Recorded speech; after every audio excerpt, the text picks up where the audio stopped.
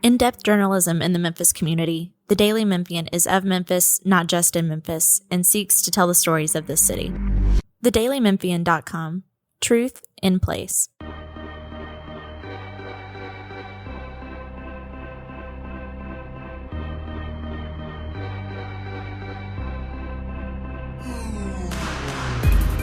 Welcome back to another edition of the Daily Memphian's Memphis Grizzlies podcast. This is your host, Grizzlies beat writer Drew Hill, joined as always by columnist Chris Herrington. Chris, we have to get a life update first because listeners to this pod may not know at this point. So give us the latest in the world of Chris Herrington. So I am currently coming to you live from a Zoom. I don't know, maybe it wasn't built for Zoom because Zoom's relatively new, but a little small meeting workroom at my wife's office at McAllister College in St. Paul, Minnesota, because though we have moved into a new house in St. Paul, we do not have internet hooked up in our house yet. Hoping to get that done this week. So my wife has let me use a little conference room at her office. So I'm coming at you live from there. I have moved. The move that has been discussed here and there has happened. I live in St. Paul, Minnesota now. I'll be back in Memphis in a few weeks for the NBA draft, but still getting settled, still unpacking boxes, still trying to get, internet and other stuff hooked up. But the move has been made. The move in is ongoing. Chris goes back to college episode of the podcast. Yes. Has anyone mistaken you for a student yet? No, that has not happened. I have not spent a lot of time on campus. This is my first time on campus since we've been up. And my wife's office is slightly off campus. It's just sort of around the corner. But this is not only is my wife working at a college, she's working at the college where we both went. So it is back to the source for us. That is true. What is McAllister like? It is a small liberal arts school. The best comp in Memphis would be Rhodes. It's a little different from Rhodes culturally and maybe a little bit different academically in terms of the student body. I think Rhodes is a little more regional. McAllister's a little more national, international, but it's a small liberal arts school. I could throw other comps out there that may be even more as obscure, right? Like if you've ever heard of Oberlin or Vassar or, Wesleyan, those kind of places. It's that kind of deal. So no NBA prospects coming from McAllister. So when I was here, there was one guy who actually, I don't know how this ended up happening, but he ended up playing professionally in England coming out of McAllister. Okay. McAllister had a game against George Mason, one of those bye games where you travel across the country to get beat. This was when Paul Westhead was at George Mason, the guy who had previously been at Loyola Marymount and doing like the crazy system. And this guy scored 50-something points in that game and got on ESPN. That was a big deal. He ended up playing in England. This was not the London Lions, was it? I have no idea. As far as I know, the only player to ever come out of the conference my school played basketball in, the Division III conference, and play in the NBA. There is one. That was Devon George, who played for the Lakers. Remember on those Kobe Shaq teams? He was a backup forward. He played at Augsburg College in the Minnesota Inter-Athletic Conference. How a guy like that ended up playing D3 basketball, I don't know, but he found his way to the NBA. Well, we've got some discussion to have about D3 basketball, actually, today. Yeah. I think we are going to talk about D3 basketball a little bit. Well, it's funny, the article you wrote, which we'll get into, I don't know if you're familiar with this book, but there's a new book that's out that's about the sort of what you're writing about. I'm very familiar, yes. Yeah, the Division III sort of, inroads into the NBA. And I've not read it yet, but I've actually texted about it. I'm in a book club with some of my college friends. And I threw that out there as a possible book for us to do in our book club because all of my book club buddies, we are also Division III nobodies, which is the subtitle of the book. So if you know me personally, I'm a big Chicago sports fan. That's where my family lives. Those were my teams growing up, And Danny Parkins is one of the people who wrote the book, who's a host for a radio show at 670 The Score in Chicago, which is how it got on my radar. This book. Have you read it? I have not yet. I would love to read it. I may actually, New Office is kind of close to novel. I might be able to. This may be a DM Grizzlies podcast book club selection. Yeah, we should do it. Grizzlies, yes. Grizzlies pod book club. We'll both read it. We'll come back and give our thoughts. All right. I think that's a good place to start, though. I mean, we have some news going on. I don't want to take up too much of our time here, which is a little limited today. Well, these On things are this. interconnected. What you wrote about connects to sort of the Grizzlies news It in does some ways. a Yeah. little bit. So just to try to recap, if you didn't read it over at the Daily Memphian site, you should go read it. I stumbled across a couple of articles. I don't know if they're completely wiped from the internet, but they're at least hard to find. Written by a former Division III basketball coach, now a scout for the Memphis Grizzlies. His name's Henry Ward.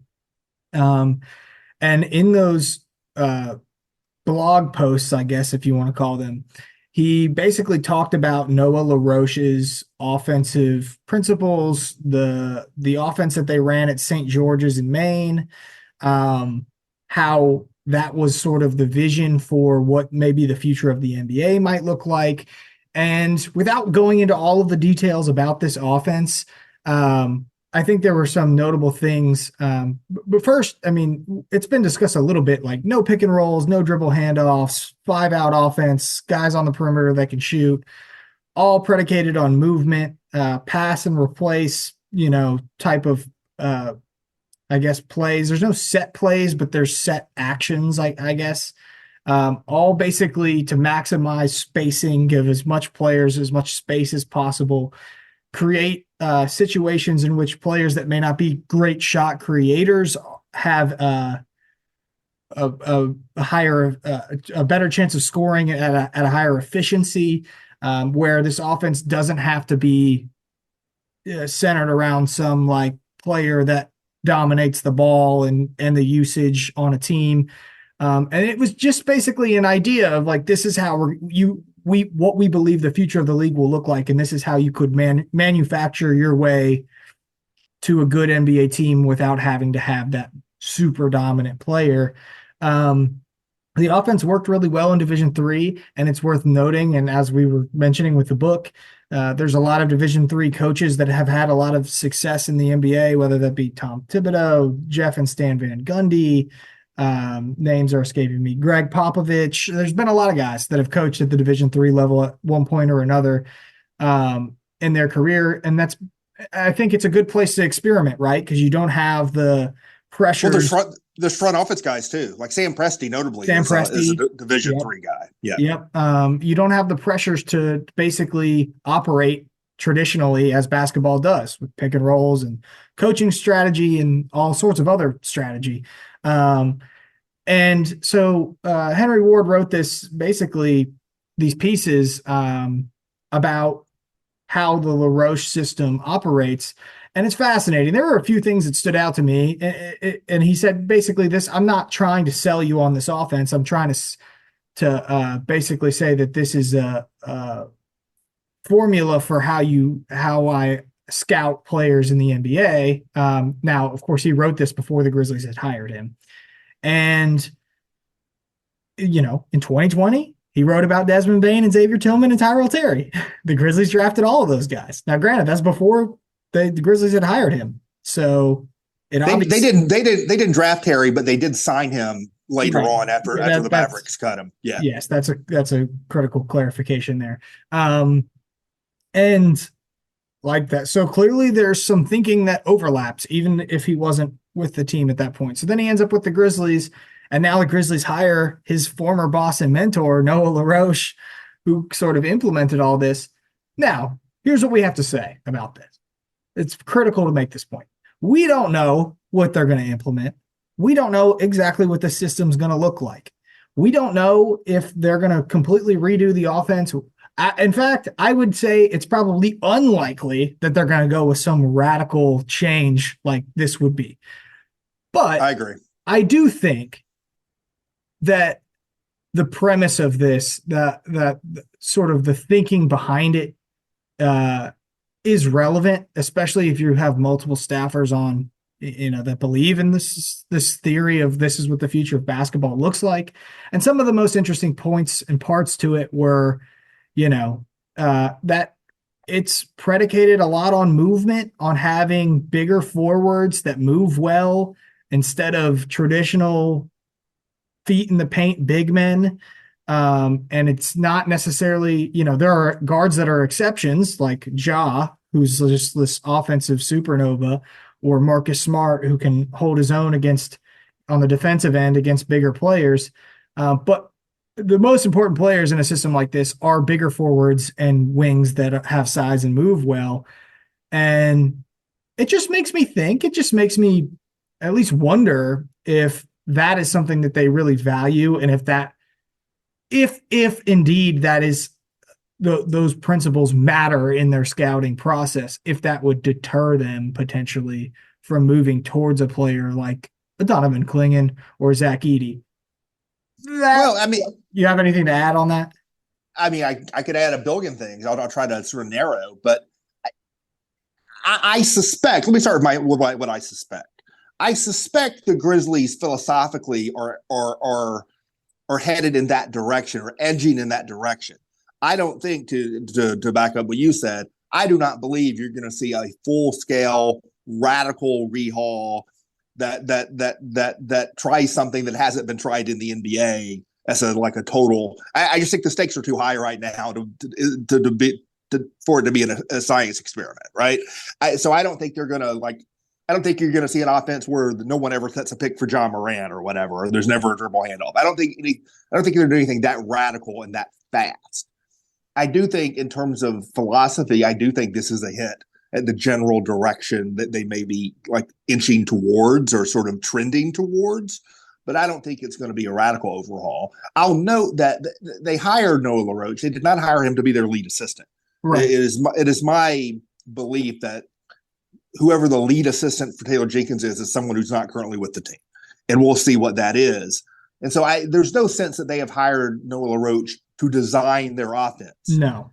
But it may be an indication of just some general principles they like and sort of they're edging towards. But what's notable to me is that the tea leaves are in conflict. You can look at that hire and say, well, that suggests a certain direction. You can go back to what Zach Kleiman said at the trade deadline, where he said, yeah, we know a big center works with this team, but we think we're better with Jaren at the 5 in terms of playoff basketball. That was sort of his suggestion. So that suggests one thing. At the same time, there's rumors everywhere about the Grizzlies trying to trade it for Donovan Clingan. So these things don't quite fit together. And what I take out of it is that I think the Grizzlies the Grizzlies Brain Trust might have certain inclinations, but I don't think they're going to be ideological about it. I don't think those inclinations are going to trump talent disparities based on what's available to them, whether it's the draft or free agency or trade or what have you. I think, and I'm going to write something about this, probably not this week, maybe next week, but the thing about the Grizzlies' star sort of trio that they're trying to win with right now, John Morant, Desmond Bane, Jaren Jackson, is that trio of players does not dictate a certain style of play. There's versatility there to go different directions. And I think the Grizzlies are going to keep options open enough that they can capitalize on talent. And so I think they may have inclinations in a certain direction, and that direction may not fit Donovan Clingan necessarily. But if that's the best player they can get to fill that need, I think that, there's potential there. You look at John Morant. John Morant works with a true pick setting big. We've seen it. John Morant's going to work in a fully spaced out offense too. Jaren Jackson works as the biggest guy on the floor as a stretch 5 center in a spaced out offense. Jaren Jackson also works as a big power forward next to a big lug. I think the Grizzlies have the ability to do different kinds of things, and I don't think they're going to completely take one part of that equation and throw it in the trash and say, we're not doing that. So I think they're going to keep some options open. But it's interesting to me how sort of in conflict strategically the different signs are.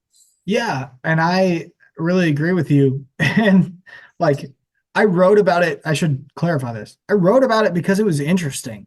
Oh, 100%. I didn't write about it because it was what I think that they're going to do. That's not why I wrote about it. I just wrote about it because it's interesting. And I've been a Clingan guy from the beginning, right? I was talking about Clingan on this podcast before the NCAA tournament. And I still think he would be a great fit on this team and would really help them. And he was the number 1 guy on my list. I think he still is. But I say all these things, and you're right. We do have tea leaves and like some interest potentially in them trading up, which I don't think should surprise anybody because guess what? That's what Zach Kleiman does. Right. But it's not as clear cut to me as like, yeah, they need a big. I don't know if that's the way that they're thinking, but we don't know that. My point is that I don't think they're locked in fully on anything. I don't think they're locked in fully on the Noah LaRoche system. We want everybody to space and whatever.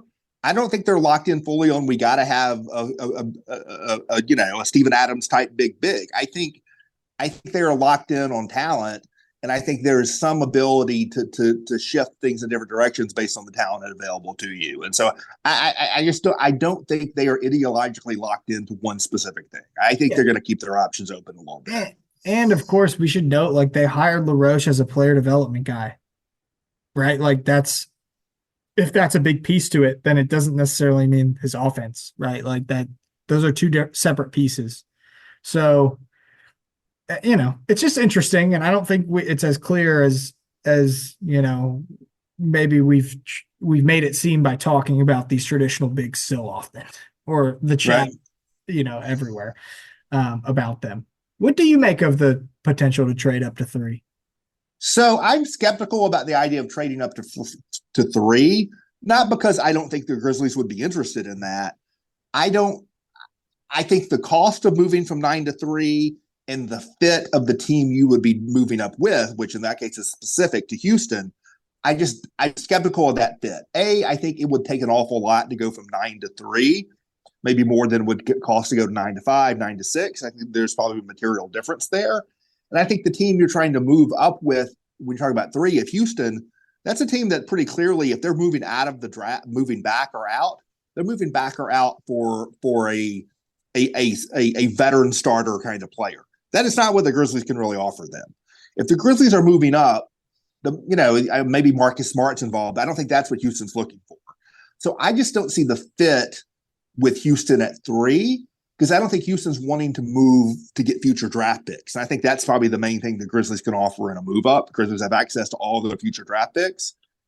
So, I see Houston making 3 available. I see the Grizzlies being interested in moving up, but I just don't see the fit there. I think it'd be more likely for the Grizzlies to move up to a 5 with Detroit, to a 6 with Charlotte.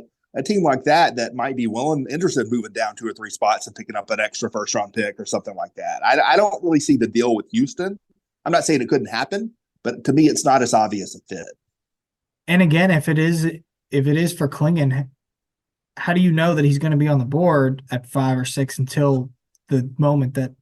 Well, you don't. I don't. I mean, typically draft trades happen on draft night. It has been unusual for the Grizzlies where they have actually done the last 2 years or 2 of the last 3.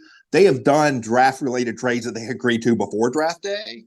But one of those, they weren't moving up for a specific player. It was moving up to a range of players. He ended up getting Zaire Williams. That has not worked out, but it was not contingent on one player. And then the other one, the Grizzlies were moving off of their pick, and it was their pick in the 20s in the Marcus Smart trade. So, the Grizzlies didn't care about who was going to be there because they were the one trading the pick, not getting the pick. But typically a trade that's based on draft movement is based on a specific player. When the Grizzlies made the trade for the pick where they got Desmond Bane, they made that trade in the draft to get Desmond Bane.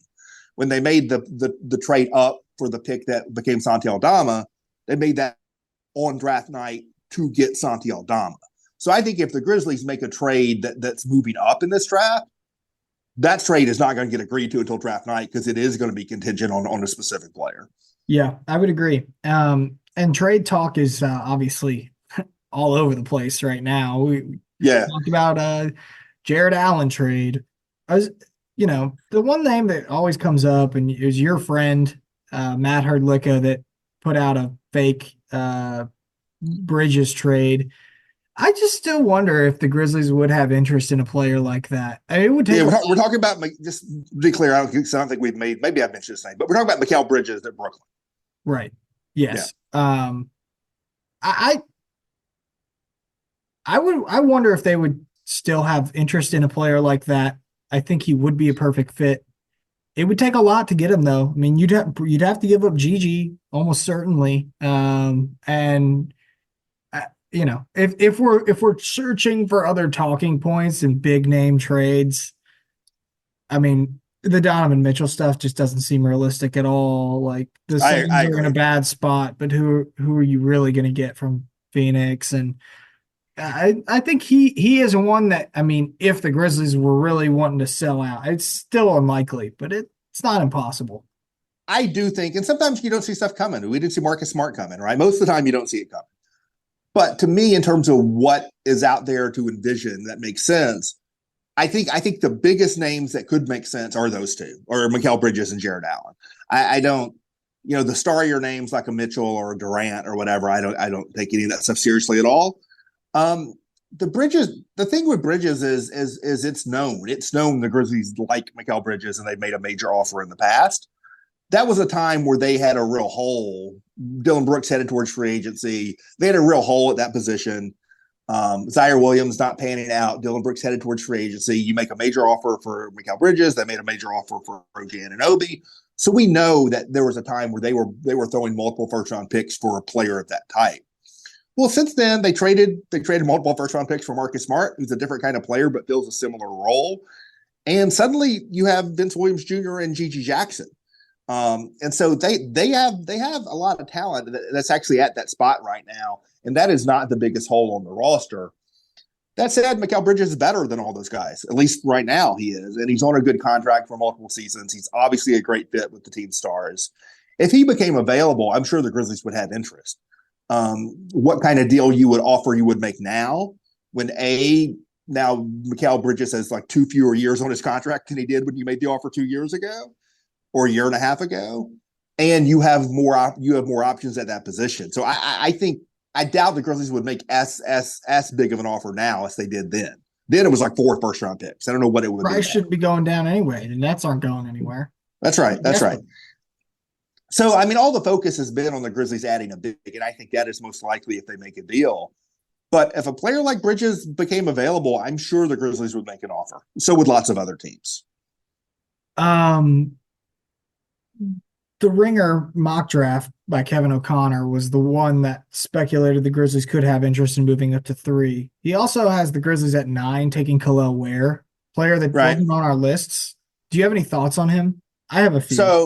So I hate to invoke Herdlicka for the third time in this podcast, but he would have to be my character witness on this. I don't think I've ever written or spoken about Khalil Ware, but I was DMing with Matt a couple of weeks ago when I was working on this stuff about that I thought Ware was too low on the mocks. I did not get him into the range of making my list. But when I saw him like in the 30s or the second round of some of these mocks, I didn't understand it. Because to me, he is in the general conversation with Kyle Filipowski and Zach Edey for like next center on the board. I had those two guys ahead of Ware, and I think I still do. But to me, he is in the conversation. Like he makes much more sense to me in the 10 to 20 range than in the late first, early second round range. I kind of like him. I don't love him. He is similar to, I think right now he's roughly similar to Derek Lively in Dallas, who's having this great season for Dallas. Took the words out of my mouth. But I think roughly similar. I don't think he is I know he had a great combine athletically. I don't think, from what I can see, he's quite as explosive or fluid an athlete as Derek Lively. He's maybe more the 80th percent, 90th percent version of that, which is still pretty good. I mean, the idea with Ware is that he's a above the rim, vertical spacing, alley-oop catching big, which is a good fit for John Morant, but he can also step out and space the floor a little bit.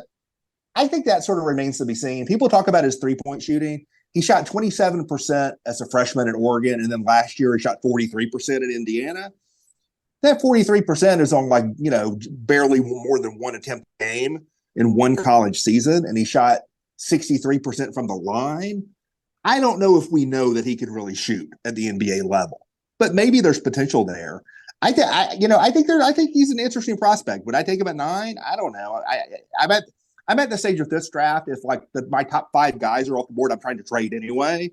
So I don't love him at 9, but I don't love any of these guys at 9. Yeah, unless Clegan, Shepard, or Castle, or Holland, are there.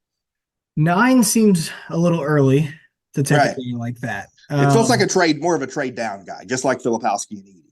like Yes. or Missy. Any of these guys feel like you'd rather trade down and get one of those guys. But there are things that intrigue me about Ware, and he was one of the players that I considered putting on my list. And actually, I remember in my list, I had him listed as like one of the honorable mentions. Started at Oregon, had like questions about how hard he was willing to work, I think. Right. Ends up at Indiana. I did watch a lot of Indiana especially late in the season. And I did think he was a good player. He's a little thin, but for that size. But on the first topic we touched on, movement bigs, guys that can move well. Right. Among those bigs in the draft, if you're searching for a quote unquote bigger forward, like body type is more bigger forward than it is true center. I could see it. I could see the Grizzlies liking that. I'm not saying that would be my first choice, but I can envision that.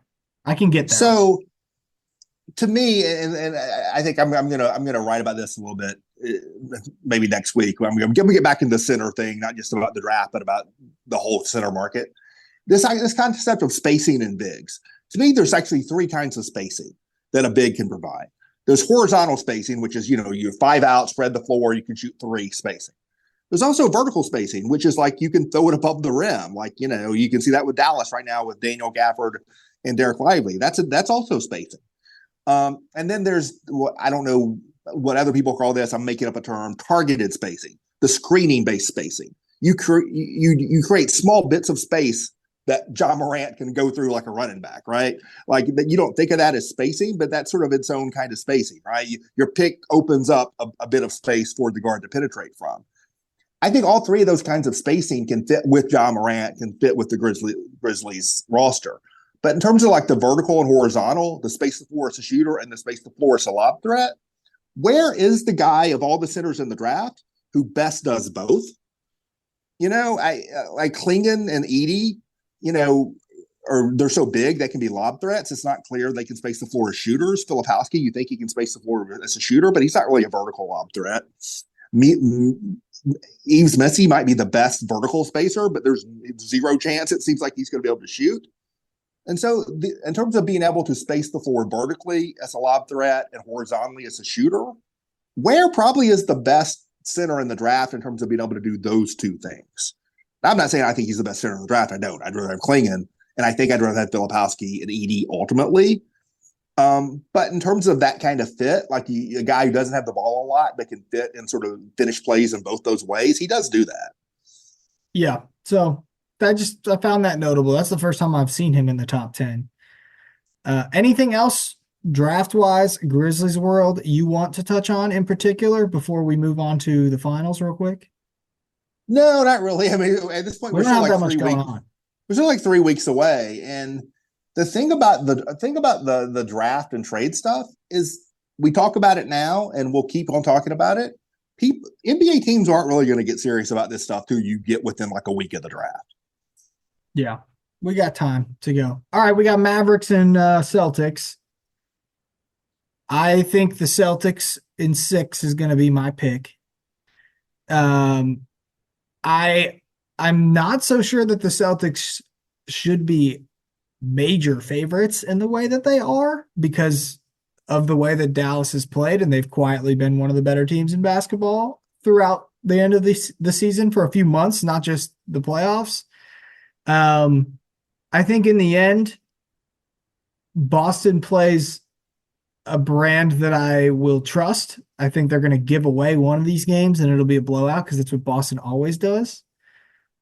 But I'll take Jaylen Brown and Jason Tatum to get over the hump. I'll also take Jaylen Brown to be the series MVP. What do you think about that?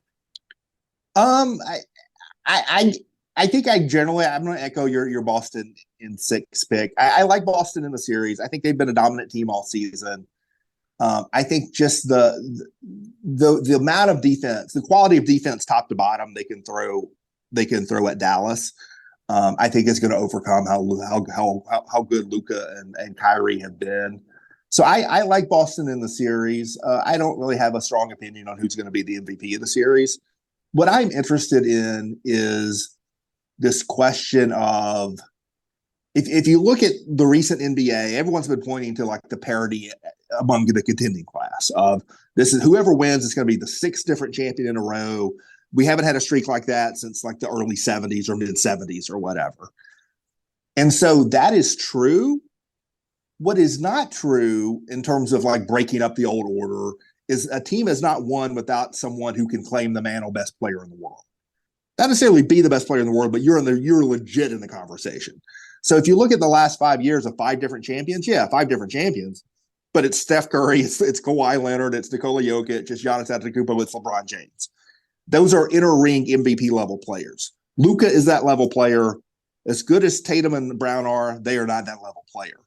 And so on one hand, Boston looks like your typical championship level team in terms of their team play, but it'd be pretty rare actually to win a title without a top 3-4 player in the world. And so I'm interested in whether Boston can sort of break that streak, even though they're the favorite team, even though everything else, in some ways they don't have the one thing that almost all title teams do.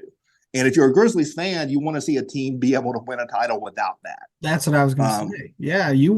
I want them to be rewarded for having a good team, for building a good roster, not because one guy's going to go out there and dominate the game. Now, is it super fun to watch Luka when he's going supernova and scoring 45 points? Of course it is. It's enjoyable basketball to watch. But I think Boston, from a front office perspective, did a lot of things right. Derek White, that was an incredible pickup for them. Porzingis to this point has worked out well. We'll see how he performs coming off an injury. Sounds like he's going to play in the series. Like, I think they've done so many things right. And it's not like I'll feel bad for Boston if they lose the series because they're Boston. Right. But I think that should be rewarded. I would like to.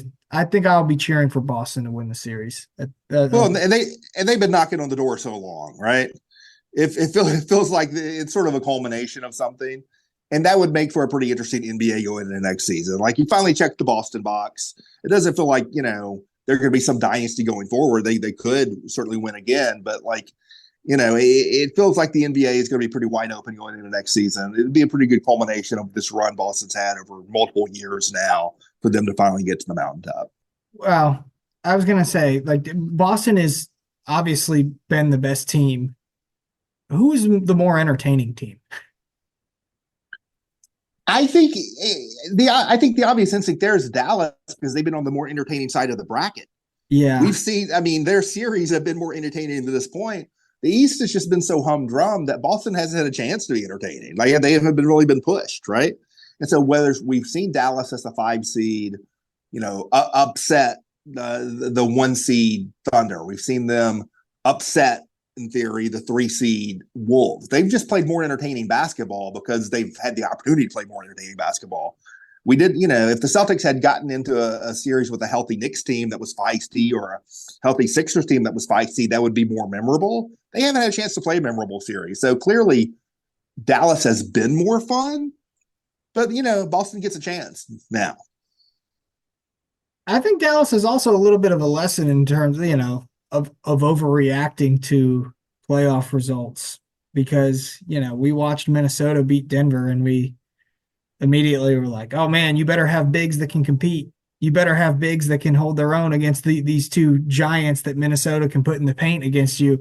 And then Dallas turned around and beat them in a series, granted, when Luka was awesome, but did it their own way, playing their own style. And I think that is an important lesson and something that the Grizzlies could take away from watching the playoffs this year. Yeah, definitely. All right. I think that's going to do it for us this week. We will be back next week. Hopefully by then, Chris, you'll be completely unpacked and ready to go. At the very least, I should have internet in my house. That's what I'm angling for. Chris goes back to college. Do you have your backpack with you? Do you have your lanyard and all of your school supplies?